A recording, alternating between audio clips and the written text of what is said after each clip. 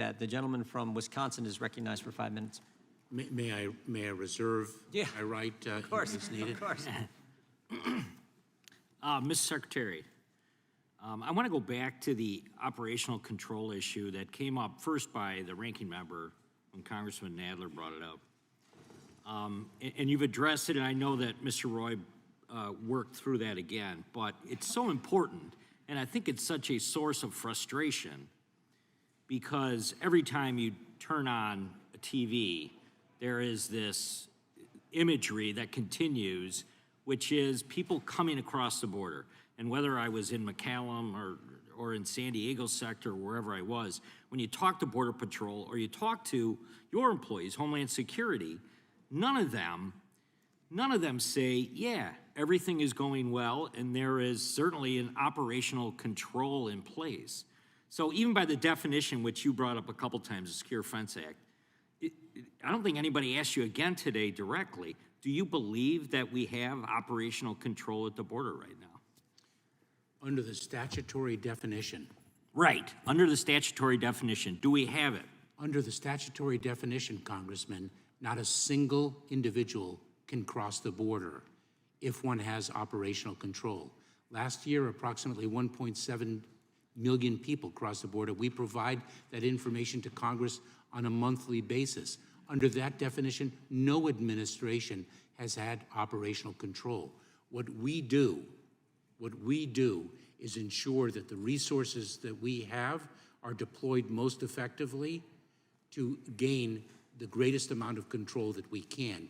And I will tell you that the greatest resource that we have are the men and women of the Department of Homeland Security. Right, but what I think I just heard you say was, right now, I heard about the previous administrations. You know, you already established, I guess, that there was not operational control.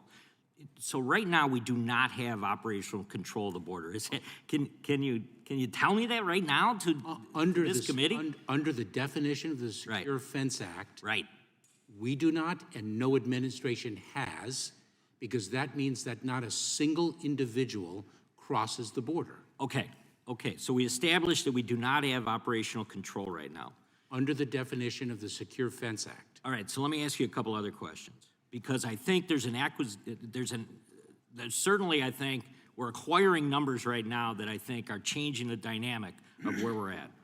Are unlawful entries between the ports of entry down right now, do you believe, or are they being measured differently than they had been prior to Title 42? Prior to Title 42, the numbers are down, Congressman, and that is a function of the approach that we have taken to expand lawful pathways and then deliver consequences for individuals who do not avail themselves of those pathways. So is that number only migrants stopped by Border Patrol agents? Is that the number that you're focused on? Or is it a number of individuals beyond those that even have contact with Border Patrol? When we speak of, for example, the 2 weeks, let's just pick a period of time, the 2 weeks immediately preceding the end of Title 42 on May 12th. When we take those 2 weeks and we compare the numbers that we are experiencing now, we include not only the apprehensions in between the ports of entry, Congressman, but we also include individuals who are entering through the ports of entry using one of the critical lawful pathways that we include. Found inadmissible at any ports of entry. Categorical parole, illegal aliens would also be part of that group. Is that not accurate? And then finally, gotaways. So there's three categories of individuals as well. We don't. Our parole authority, which is a discretionary authority codified in statute in the Immigration and Nationality Act, is a discretionary authority that we employ on a case-by-case basis. What we do is we define categories of individuals who can access that, but we make the parole decisions on a case-by-case basis. And then, so the actual total, these are the numbers that have been presented. 294,000 or 9,500 roughly a day right now are coming across. So do you think at any point that number is being padded? I don't know how else to describe it. Maybe that's not the best term, but it's changed significantly than the way things were being counted prior to Title 42. No, Congressman, we don't pad numbers.